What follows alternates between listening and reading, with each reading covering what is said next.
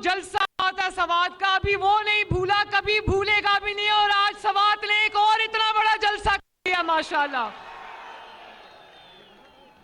फर्क सिर्फ इतना है कि उस जलसे में नवाज शरीफ साहब यहां पर लंदन से टीवी स्क्रीन मौजूद थे, और आज अल्लाह ताला के फजल से और आपकी मोहब्बत से ये दिन आया है कि नवाज शरीफ साहब आज आपके सामने मौजूद है यहां पर।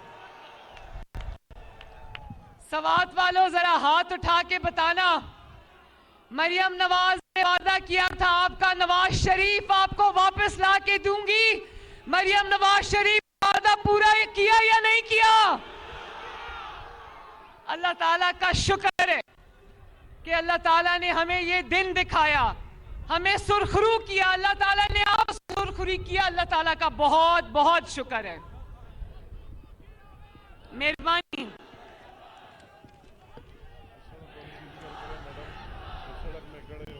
मुल्क बचा लो अल्लाह के फजल से, अल्लाह के करम से मुश्किल से निकालो। सवात वालों,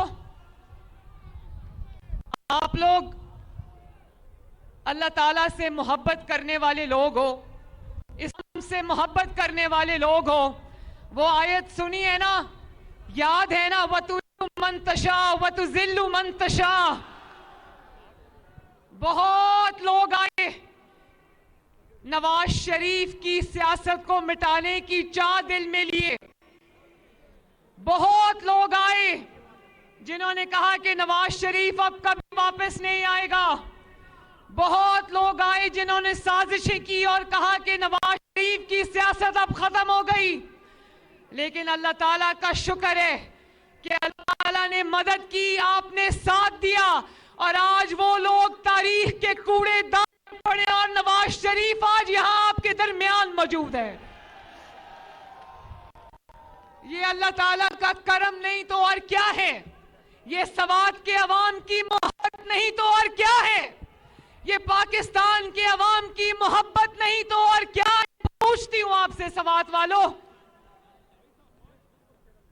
नवाज शरीफ का ये सफर आसान नहीं था।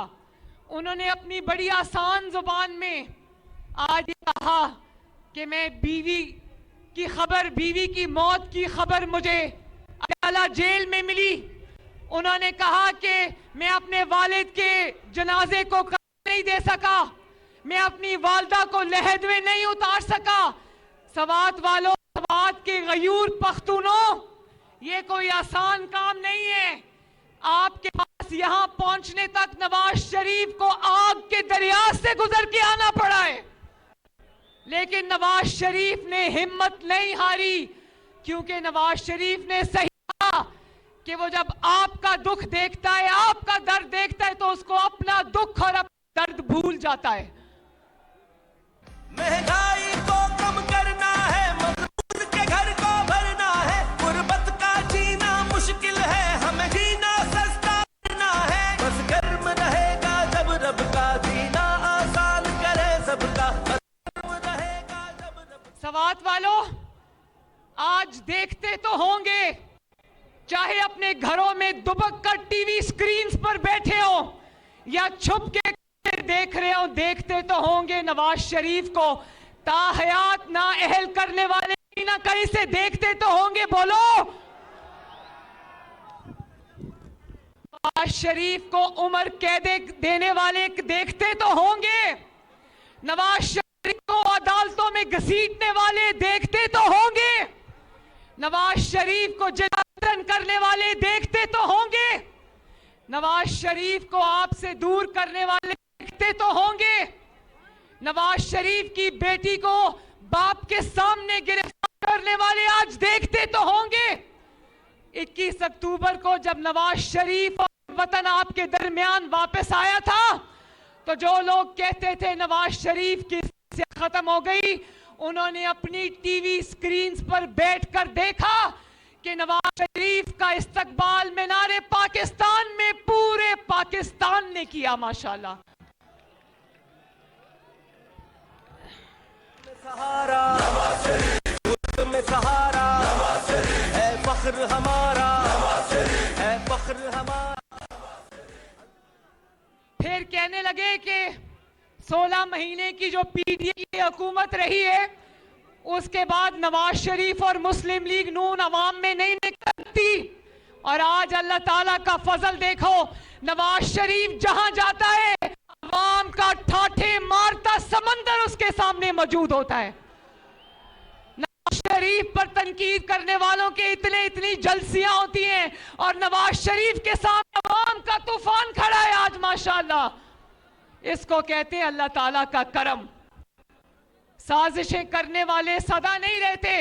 आज नवाज शरीफ साहब ने, जिनकी खैबर पख्तूनख्वा में 10 साल हुकूमत रही है, उनके झूठ आपको गिनवाए हैं, वो सब झूठ नवाज शरीफ साहब ने गिनवाए हैं। उनके झूठे वादे आप गिनवाए हैं। इतने झूठ बोले उन्होंने, इतने झूठ बोले कि जिन मुवक्किलों और जिनों के सर पे वो हुकूमत कर रहे थे, वो मुवक्किल और जिन भी आज उनको के भाग गए हैं। तो मैं ज्यादा लंबी बात नहीं करूंगी, ये जरूर कहूंगी कि जिसने लोगों को चोर चोर कहा, आज वो पाकिस्तान का सबसे बड़ा चोर साबित हो गया। जिसने लोगों पर चोरी के झूठे इल्जाम लगाए, आज वो भी चोर निकला, उसका खानदान भी चोर निकला। मैं ये जरूर कहना चाहती हूं, नवाज शरीफ की बेटी हूं, किसी की तकलीफ पे, किसी दुख पे खुशी नहीं मनाती, किसी की गिरफ्तारी पे खुशी नहीं मनाती, किसी की आजमाइश पे खुशी नहीं मनाती, लेकिन हां इतना जरूर कहती हूं कि मरियम नवाज को भी ऑफर हुई थी जब अडयाला में अपनी मां को मैं छोड़ के आई नवाज शरीफ साहब के साथ गिरफ्तारी देने के लिए, तो जिस दिन मुझे लेकर गए मुझे भी ऑफर हुई थी कि आप अडयाला की बजाय सहाला शिफ्ट हो जाएं। मैंने कहा नहीं, मैं अगर जेल जाऊंगी तो अपने शरीफ के साथ जाऊंगी, मैं किसी रेस्ट हाउस में नहीं जाऊंगी। फिर अडयाला जेल में उन्होंने कहा कि अगर आप कागज पे लिख कर दे दें, आप टैक्स पेयर हैं, कागज पे लिख कर दे दें कि मुझे बी क्लास दी जाए तो हम आपको बी क्लास की सहूलतें दे देंगे। मैंने कहा नहीं, मुझे बी क्लास की सहूलतें नहीं चाहिए, मैं आम कैदियों की तरह यहां पर रहूंगी। मुश्किल से निकालो ये मुल्क बचा लो, मुश्किल से निकालो।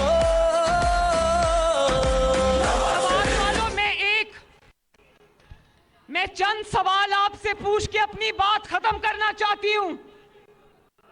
मैं ये नौजवानों से पूछना चाहती हूं कि क्या घेराओ, जलाओ, मार दो, मर जाओ, आग लगा दो, क्या ये खैबर पख्तूनख्वा के नौजवानों का मुकद्दर है? आपको लैपटॉप्स चाहिए या पेट्रोल बम चाहिए? आपको तालीम के लिए स्कॉलरशिप्स, अच्छे कॉलेज, अच्छी यूनिवर्सिटीज, रोजगार चाहिए या डंडे, वकीलों वाले डंडे चाहिए?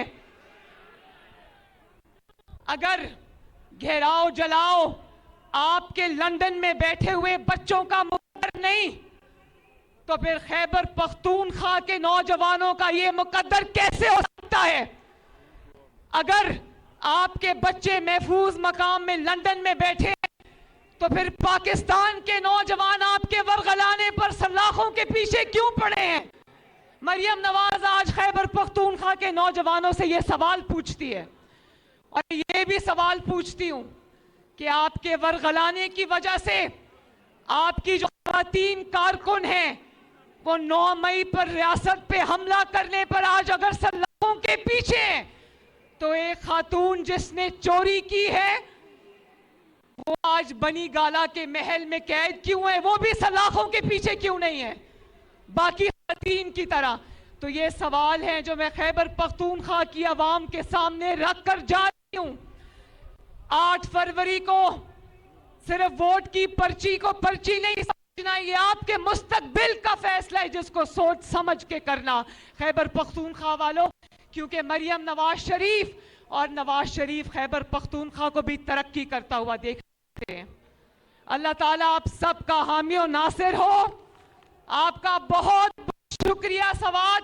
अल्लाह ताला आपको, सवाद को, खैबर पख्तूनख्वा को पाकिस्तान सलामत रखे।